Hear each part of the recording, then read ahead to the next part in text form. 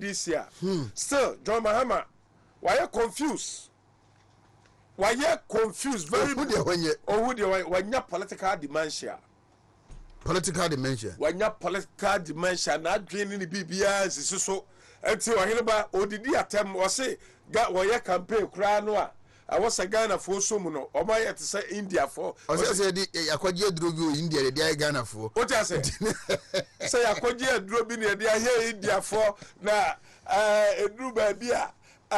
Bibi wa ho ne de bibia befo ani so kakra ayayi na ayi adwuma mpa ono atimi so waye bibi obeduru ho kra no yese nye one na ye na kofia doma na wo kra no me ya sure said aduro ni bi kra fo ani so ani ade chese aye political dementia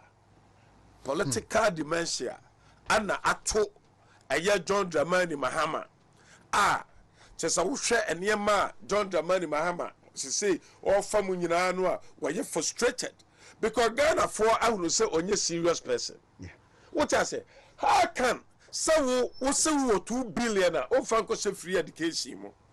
What kind of public ama obi a na timi ahu na sabre ne dia wo kano adentina wo dia wo ntimi nka say wo dia sabre no na India fo aduro no bi na wo dia aboafo woni so a eni nti wo ka wieye no wo tia say si a wo wura fi say wo ka so wo 2 billion a o fa nko say education mu e dey na say dey so do the free education bye John Dramani Mahama na say panyin former president ti say wo na say wo timi ba betwantro e ti say the kire Ghana for say wo say I just say enfia duonu achi 20 years time I said the free education aba na do dan kwaku fado ne ba omia the free